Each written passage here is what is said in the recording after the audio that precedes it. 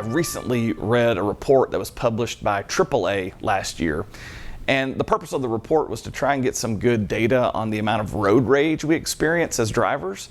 And over 80% of American drivers admitted to expressing extreme anger, committing some sort of act of, mild road rage over the last year, cutting somebody off in traffic, things like that. But one of the most alarming things about that study is they found that over 8 million Americans had actually committed an act of extreme road rage in the last year. What is extreme road rage? It means pulling over to the side of the road, getting out of your car, and actually confronting another motorist. 8 million Americans. So I bring all that up to say that we live in a world where patience is increasingly rare, and it makes our conversation tonight really important. Tonight we're going to look at the fruit of the Spirit, and in particular we're going to talk about patience and how we can cultivate greater patience in our lives. So as we think about patience, I want to ask you to think about the most patient person that you know. When we think about patience, you probably picture someone in your life, and I would be willing to bet that the most patient person that you know is very likely a Christian. It's very likely that the Spirit is bearing that fruit in their lives. Maybe not, but spend some time talking together in your group about the most patient person that you know.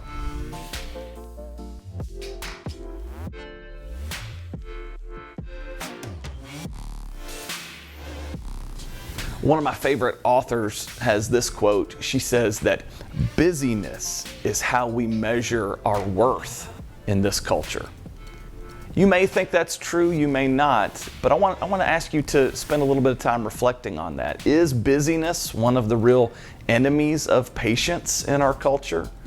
If not, what are some of the other enemies of patience in our lives?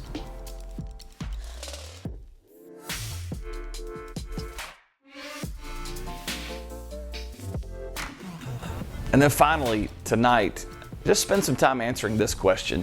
What are some of the practical ways that you have found to cultivate greater patience in your life? It's one of those things we have to be really intentional about. So what are some ways that you have found to cultivate patience in your own life?